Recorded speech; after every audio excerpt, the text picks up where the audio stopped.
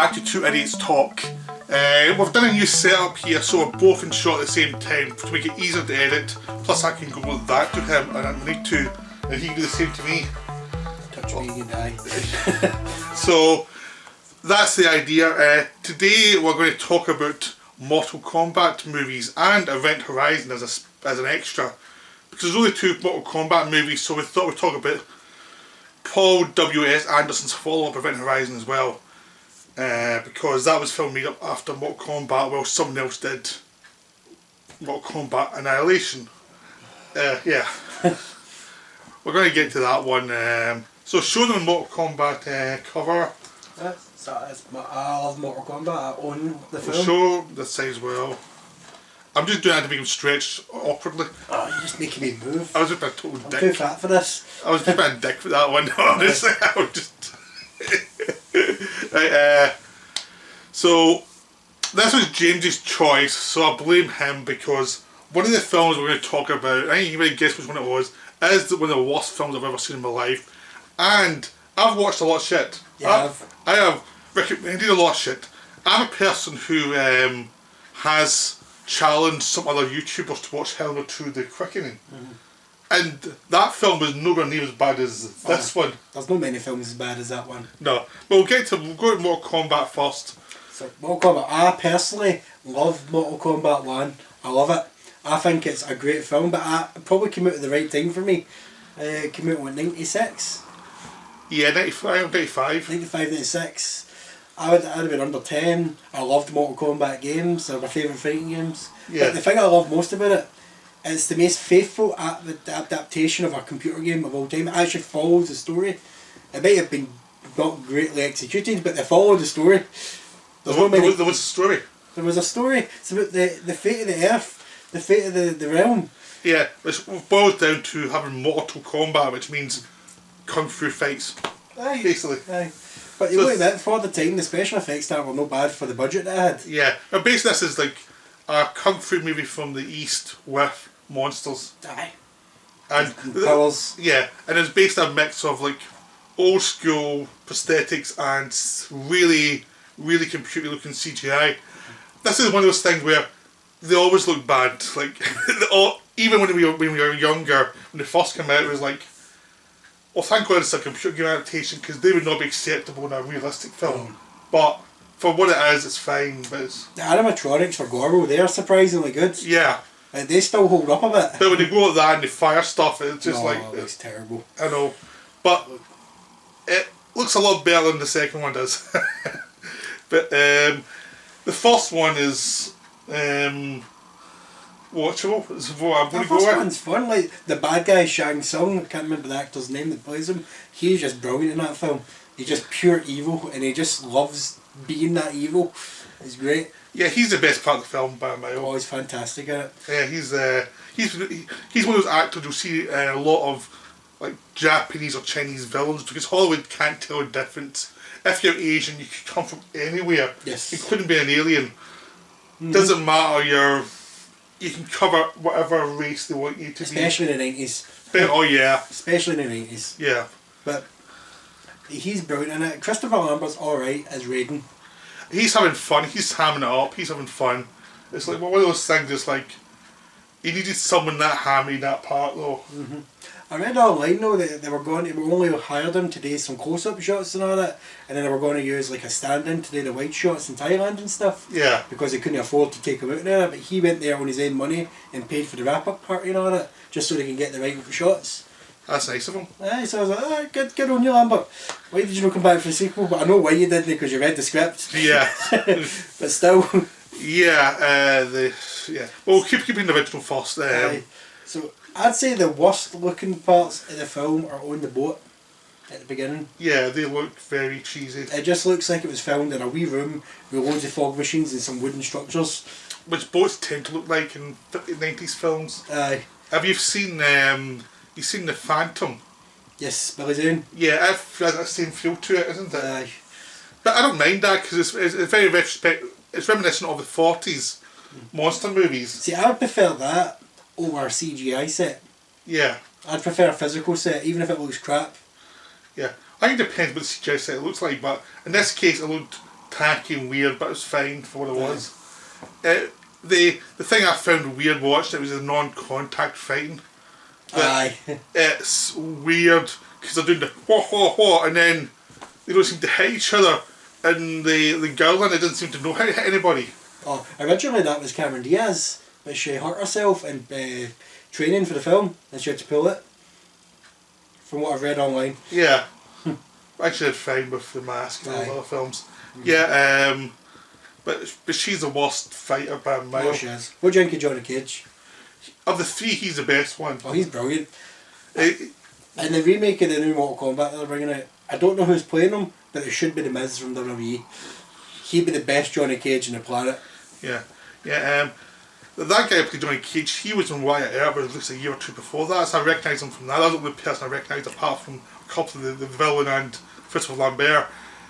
The rest of them were just like generic actors who you see pop up once or twice in another film, that's it. I don't think I've seen anybody from in any other film since except Christopher Lambert. And the villain. Seen him in some stuff. Villain. He's recently came back as Shang Tsung in the new Mortal Kombat game. Yeah. He played him for the motion capture and the voice and everything. Yeah, no, but he pops up in a lot of stuff over the years, so he's around. Yeah, no, the girl from License to Kill is the princess. Mm-hmm. The only thing I'm going to say about her in this film is she's better than she was in License to Kill, which was terrible, and which is a film I like. But in this one, she's mediocre. I just realised the guy who played Shang Tsung, I do know him from another film. Another terrible video game adaptation, Tekken. He plays Heihachi, and he's the best thing in the film. Again? He's fantastic in it. Everything in the film is terrible because they ruined Tekken for the terrible adaptation. This is what I have to deal with on a weekly basis. But he's great in the film. I don't actually own Tekken. I've been meaning to buy it for ages and I've not watched any of the sequels because I hated the first one so much. Alright, so... But I will buy it and I will make you watch it. No, you won't. Yes, you will not. It's either Tekken or Street Fighter or Legend of Chong Li. Pick one. Street Fighter. I can talk about Street Fighter quite easily.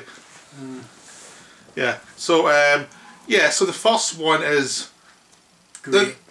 There's a we did say we wanted to cover some films disagreed on, and this is probably the first one we're doing it with.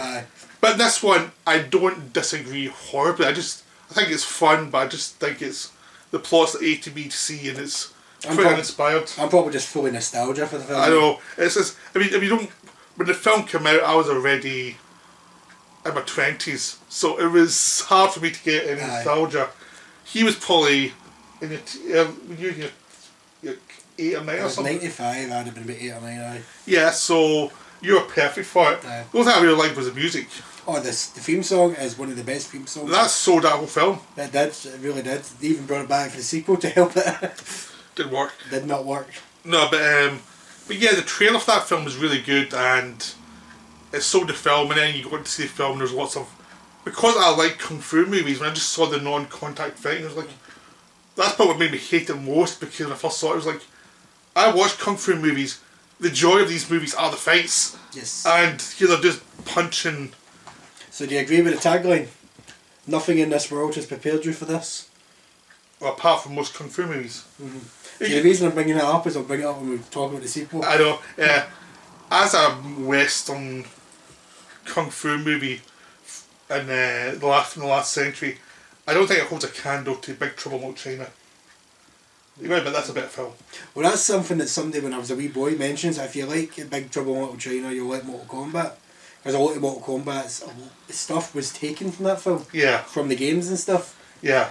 Obviously Raiden, he's got the blue hat, the lightning, Shang Tsung's like the Mad Wizard. Yep.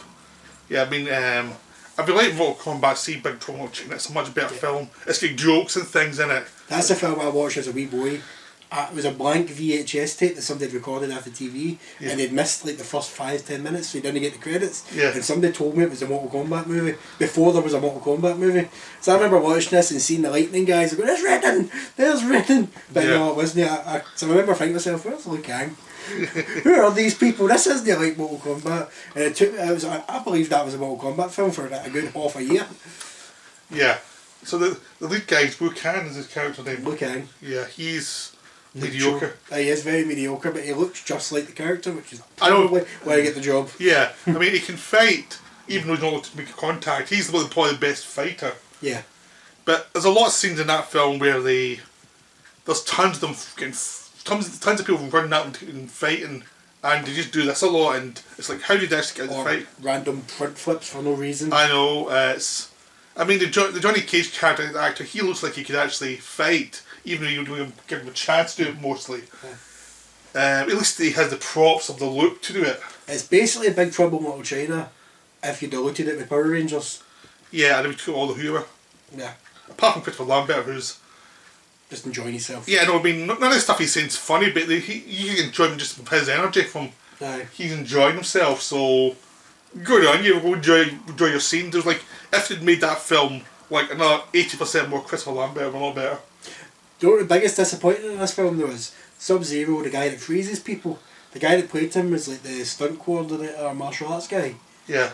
So everybody was getting everything from him, but then you get to his fight, it's like 2 kicks, then him standing like this for like 2 minutes before dying. It's like you get probably the best fighter in the film, and you kill him in 2 seconds. Give him the other part in the yellow suit where it's an actual big fight scene. We mean in the trees and things. Yeah. That was probably the best, most fun fight scene, really. Yeah, Johnny Cage versus Scorpion. Yeah, it was enjoyable. It was silly, but it was enjoyable. It was enjoyably silly. That was the stuff I liked most of the film. Wasn't silly. It was annoyingly silly, and he just went with it. I just wish there was more of that. Yeah. But it was fine though. James gave me a loan of his copy so I could watch it again, and enjoyed it. I watched it, enjoyed it. I could tear it to shreds, which I've been doing, but I could tear it much worse if I wanted to. But it was fun. It was a silly. Yeah. It's a fun, silly movie. If you're really doing nothing for a night and you just want to watch a big, silly movie, you can watch this fine. It's just don't expect much in the actual fighting, because the choreography is probably decent, but the way it's been shot is very choppy to cover stuff so they can get a PG-13 certificate, and it really shows, because it's a lot of scenes have been better if they'd actually just get contact. They should have made it an 18 and just had gore. Yeah. That's what Mortal Kombat was known for, so it's very watered down. That's what I'm hoping from the new movie's been Well, James Wan's producing it, he does a lot of gory films. Yeah, so it better be gory. I know, you do feel they were holding back, even if you didn't know any of the Mortal Kombat, it felt like they were holding back in the gore. Yeah. Like, you needed gore. I'd also say the last 20 minutes is disappointing, because they're doing all this setup and then they just go to this layer of the villain and they beat him quite easily, and it's like a few kicks and he's off the edge. I know, and it's like what the hell was that? It's a nice looking death. Yeah, but it's still like, what the hell? What am I watching? What's going on here? This is just crap. So that was kind of a disappointment, because the villain deserved more of an ending. Yeah. Actually, it's one of those films where you root for the villain to win, because he's much better than the hero. Yeah. You pretty much want him to win, because he's more fun. It would have been a lot better film if it was Johnny Cage versus the villain at the end, but we would be stuck with this blander hero that was tied to the video game, but he wasn't motivated or interesting. Yeah. They gave him motivation, but it wasn't acted very well, and he was just a bit sulky, and yeah, it was just like. Then they did the worst thing of all, and they set up a sequel at the end of that film. That I didn't mind, because you was like, okay, this could be fun, but maybe as an end for a film it was fine, because it was a video game thing. It was like, that's what you can expect. If they didn't do that, it would have been a bit silly, but it was fine for that. It was actually more fun than the final fight, that little bit at the end. Yeah. Here comes Shao Kahn, the Emperor, but not then it ends. Yeah, no, it's still a fun movie. It's just I would be much tougher on it, right, if I hadn't seen the sequel. Would you?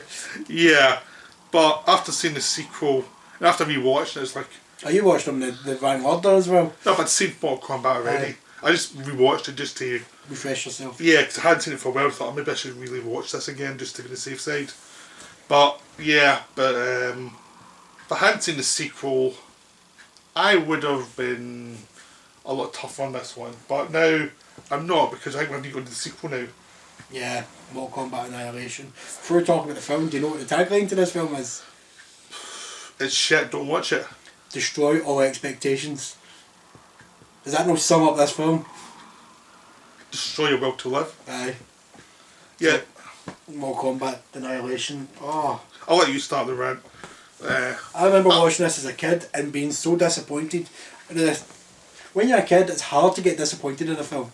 You generally find good in any film to watch because you're out your way to watch it. But as a kid, I remember being so disappointed that I rented this for Global Video. So disappointed. So I wasn't old enough to go to the pictures to see it. Yeah. The one thing they go for it is that they continue the story on basically as soon as the first film ended. And they do try to keep a continuity going, but they change a few of the actors. And Johnny Cage dies in 2 seconds. Nah, he dies right away. Yeah, it's basically the character that people liked most in the first one. Yes. Is killed instantly, and it's like, okay. I'm certain that actor read the script and went, I know I'm going to be in this film, but kill me right away. Get me out of this film as quickly as you can. I think he just turned it down and they just get rid of the character. I don't know what they were planning. I should point out, as he's moaning this film, I can look over his collection. I can see Super Mario Bros. Film in his collection right now. What's wrong with that? It's a terrible film, but I just want to bring it up. It's fun. We'll get to that another day. That's another film we'll make you watch. Fuck you. Bob Hoskins acting drunk for a full film. Fuck you. Nah. So the film starts off, Shao Kahn's invaded Earth, pretty much kills Johnny Cage instantly. Yep. Snapping his neck. We notice that Sonya's suddenly been played by a woman with shorter hair and completely different actress. Yeah, with even less talent this time. I mean, oh, she's terrible. I mean, the first Sonya. I don't even know her name. I don't know either of their names. The first Sonya was mediocre, right? She tried. She tried. She wasn't very good, but she tried. She just pouted a lot and went a lot, and had a couple of fights which weren't the worst fights in the film. I mean, the first one, even though I'm bashing the actor, his fights were fine. It was just the other stuff. At least you killed a man with thighs. Yeah, I suppose.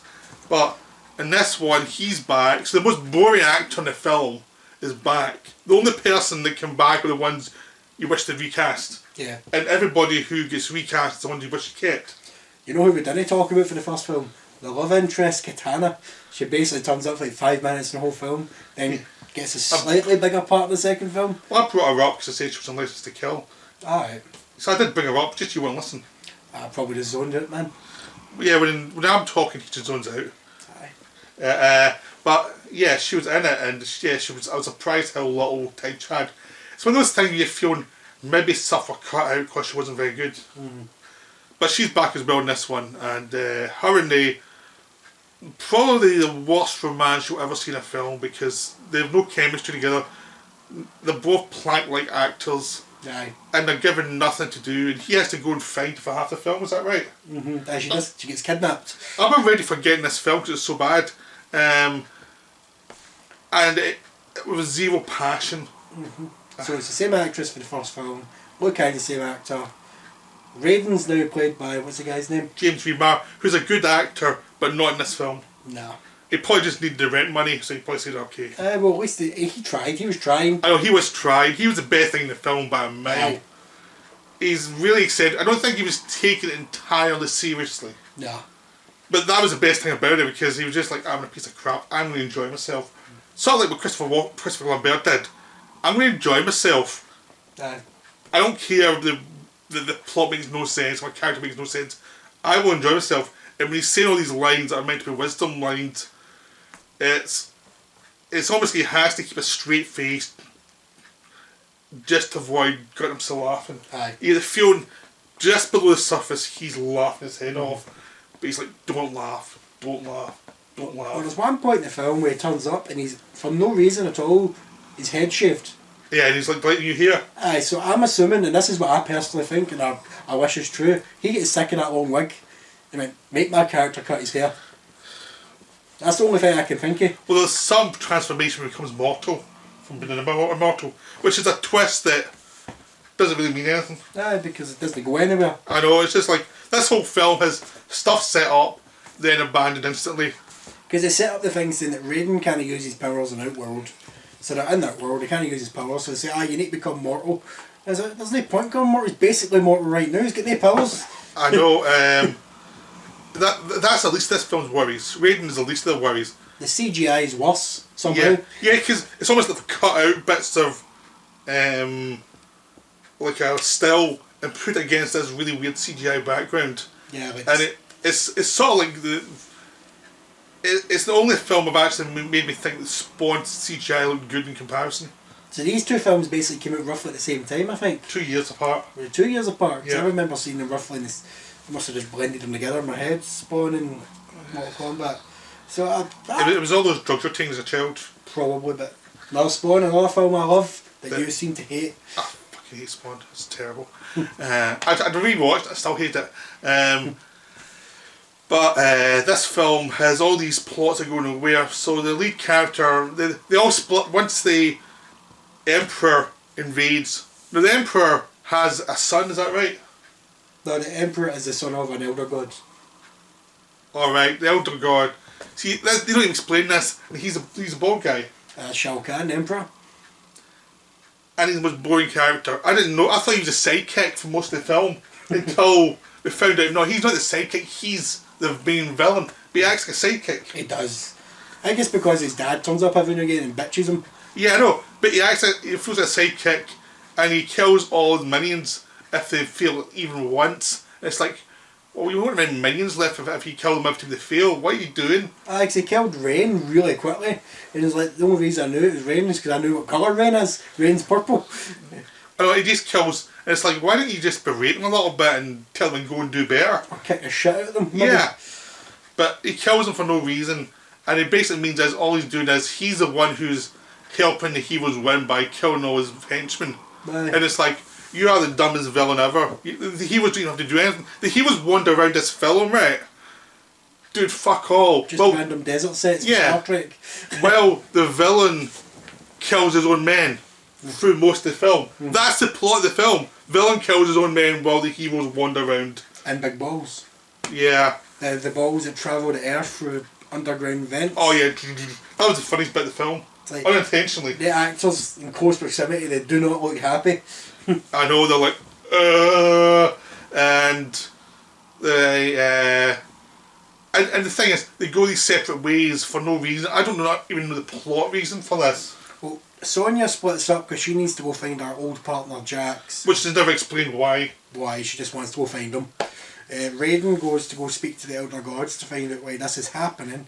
Liu Kang and Katana go to look for someone called Night, and that's when she gets kidnapped on the way. And she finds Nightwolf, who turns to be completely useless. Nightwolf just sits there and goes, think about turning into an animal and it will happen.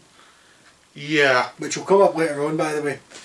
Yeah, but for most of the film it feels useless. It's like, why the fuck are we here? And that's a better subplot. The one with the dumb blonde with her partner is... Oh, this has the worst fight scene ever made. The one where she rescues them. Against the robots. Yeah, it's just like, it's just utter shit the whole way through that fight scene. Yeah. It's like, people are moving in and out. It's a fight scene set in two small rooms that are connected, and they go from one room to the other, back and forth, doing these punches that don't connect. And you can tell sometimes they will swing so badly, there's no way in hell they can even, wind will even connect. Nah. And they're acting as if these are massive punches. The lead actress can't fight.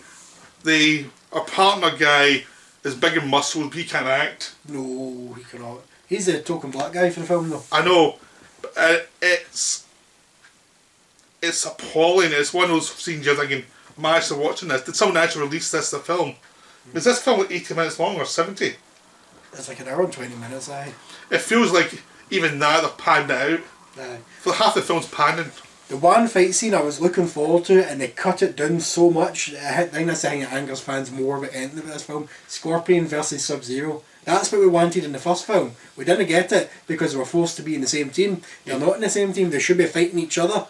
And then they finally get it, and it's over in like 2 seconds, and Katana gets kidnapped.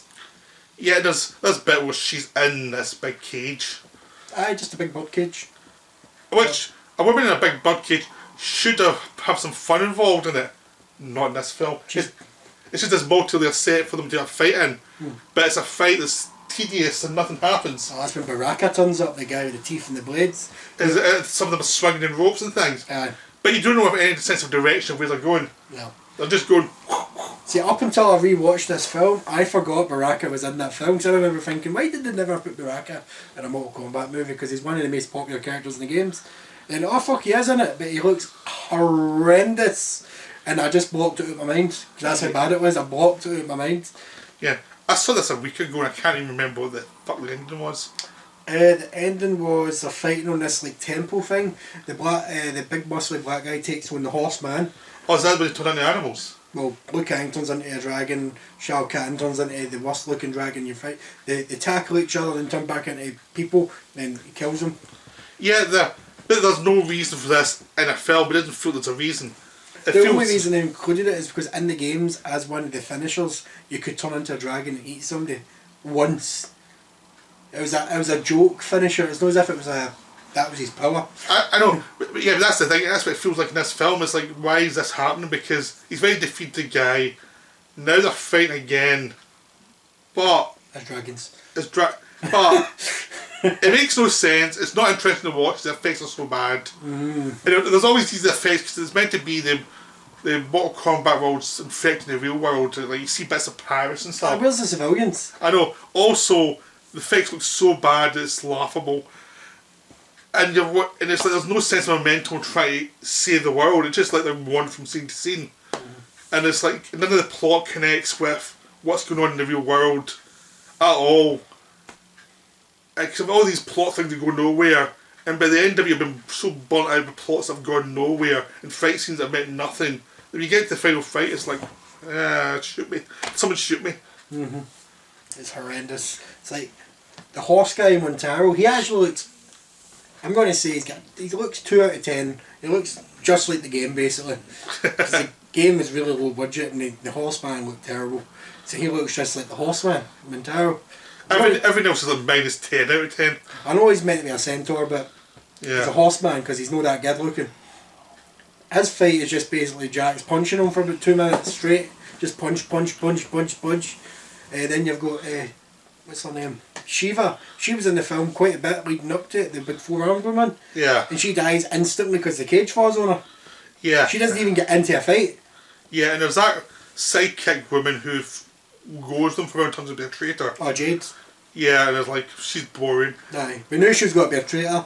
Yeah, I didn't, but I did because the way she was acting and the mother who turns out who has been possessed. Oh, the resurrected dead mother. Oh, she was terrible. The worst actress in the film, I'd say. Oh yeah, she's awful. Too bad. You will die. She can't get a line without looking stupid. And it's a film with really terrible performances. The Emperor turns up and he's boring as hell. It's like, why is anyone scared of this guy? I know, a big bald pussy. Yeah, and the God Emperor, the big guy, the father of Raiden at the end, he's terrible as well. Yeah, he's boring.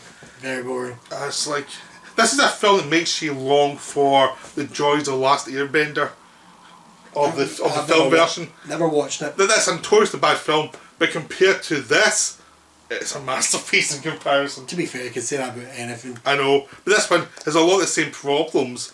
Aimlessness, bad acting, weird powers mean nothing. But at least it's got a budget, at least it's actually, they're trying, even though they're crap. Even though it's a Shyamalan's director, they're trying. This one is like... Who directed this one? I don't remember. Some guy. Some guy's probably never worked again since. He's been working recently, but it was a DP and they gave him... He went back to being a DP for a long time and then he started making some other films recently that have been crap. So, he's consistently crap. Oh, well, at least he's consistent. Yeah. Yubo can't even say that, or Yubo, whatever you pronounce it. He's made at least one good film. Okay. Once I've written Horizon before we don't rant forever for this film. So, I had seen this when I was very young and I remember thinking when I was young this was alright. And as an adult I thought, it's alright. And when I go out my way to watch it again, I can't see myself watching it again for at least another 10 years. It was alright. Yeah. Nothing special.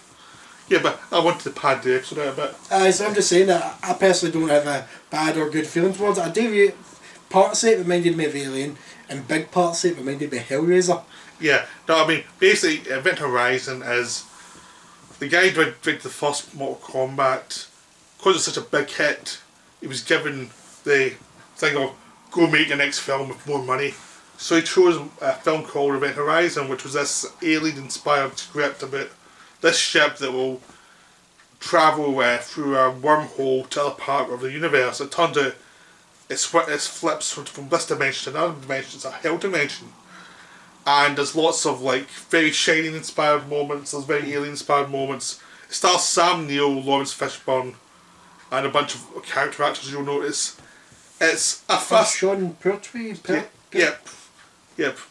He's in it as well. It's one of those films that I saw in the cinema when it was released. I thought, this is incoherent, it's been cut to fuck, but I kind of enjoy it.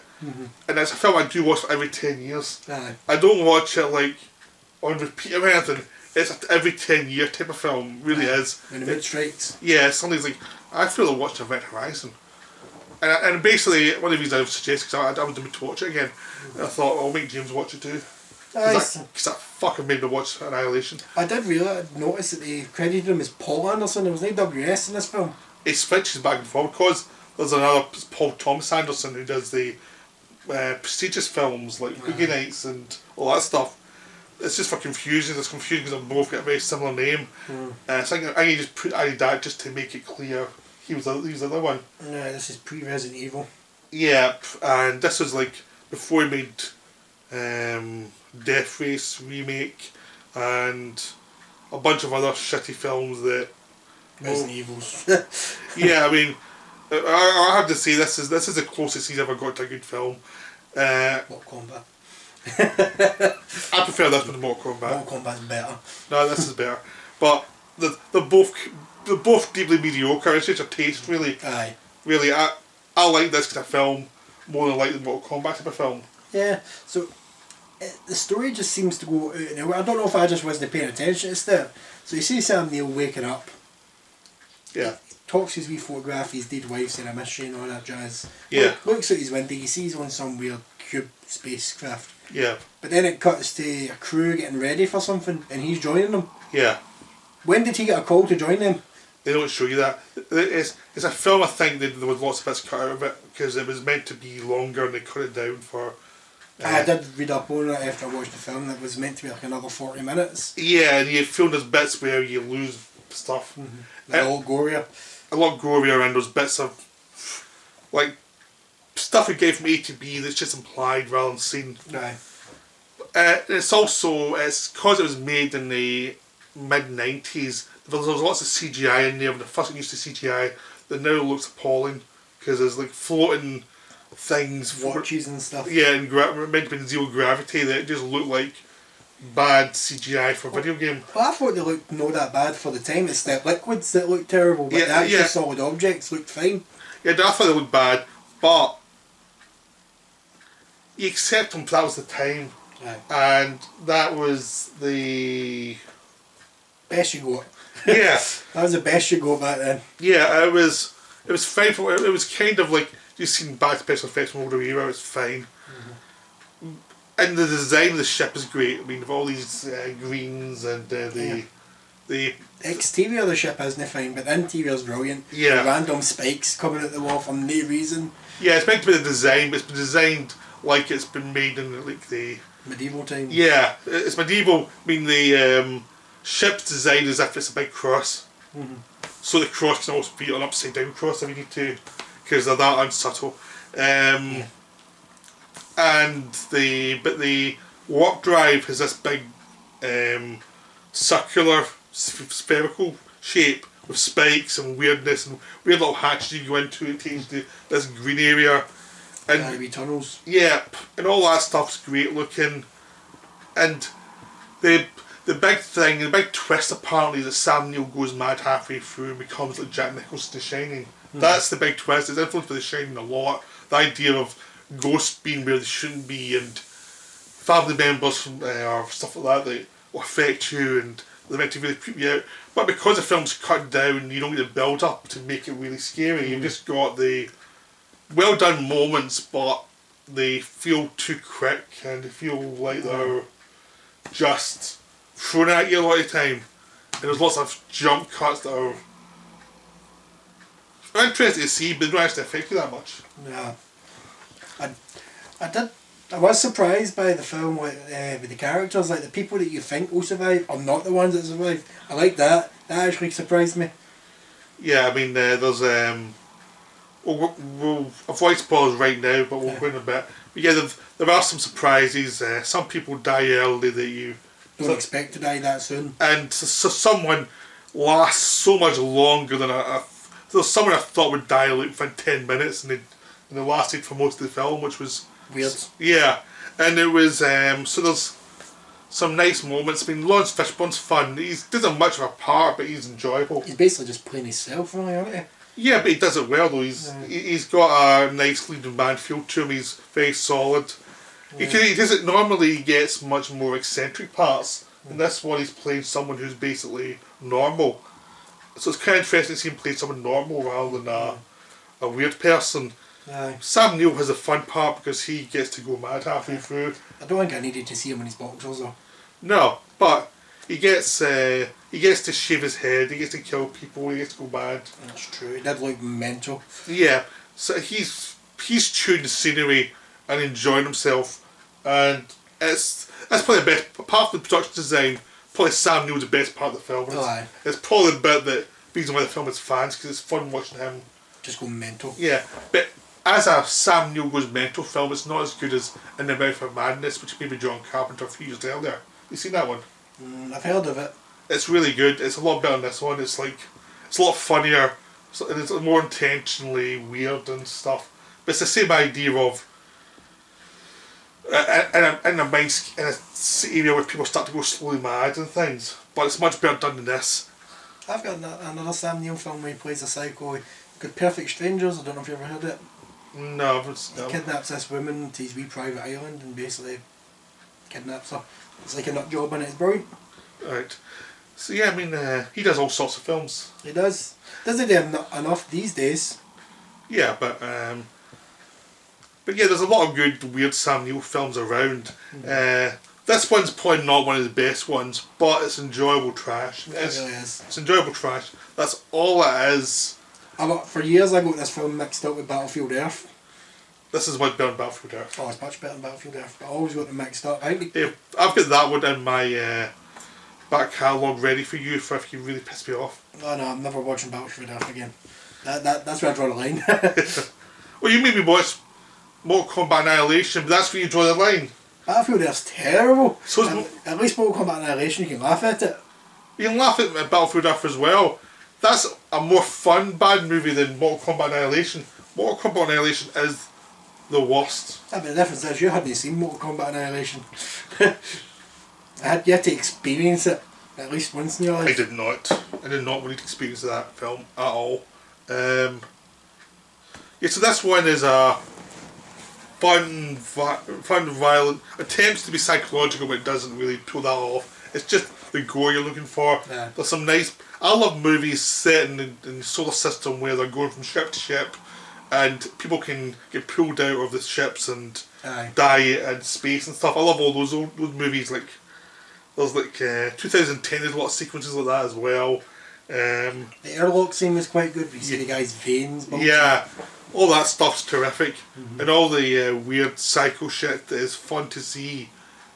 But as definitely a film, it could have been better if it probably was longer. I think it really needed an extra 20 minutes at least to make it, to build up certain things that could have been creepy if you'd done a bit more build to them. Yeah. We'll get into spoilers now, briefly, because there's not much to spoil, but Lawrence Fishburne buys at the end, which was nice fun to see. Because you expect him to have a clever way of escape, but not easy in a suicide mission. You find out, and it's quite fun to see that they actually go for it and they have to have a suicide mission. And Sean Pertwee survived for most of the film. He was actually really good in it. Yeah, he was a lot of fun. He probably, apart from Sam Neill, he probably the most fun part in it. Because he started off just being the Cockney dick. Yeah, but then you find out some depth to him. He's actually a decent guy.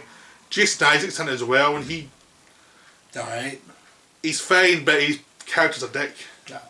And you want to see him die. And it's one of those characters you're like, I know you're going to die. They better make it good. The comedy relief surprisingly survives. I know, but I wish he hadn't because he was crap. It was crap. He was, I'd rather have Sean Pertwee survived. I know, the Comic Relief survives.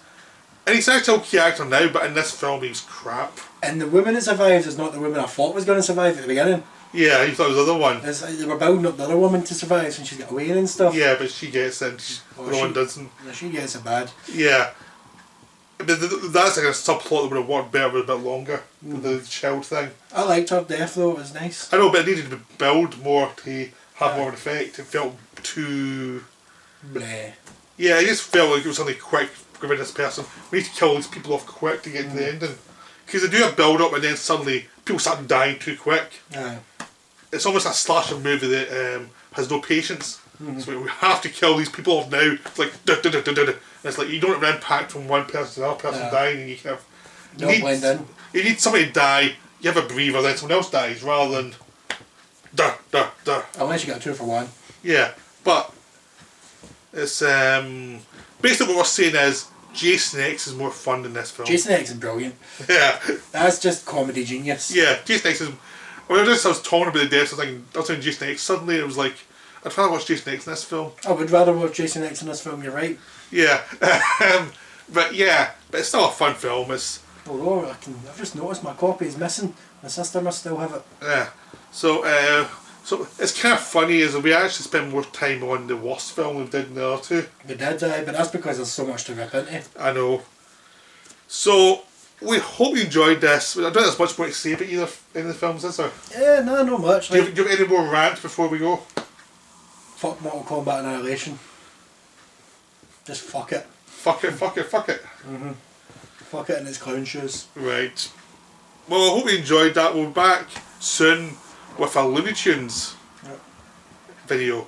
So I'll see you soon where James defends a film that's worse than Mortal Kombat Annihilation. Bye. Have a good one.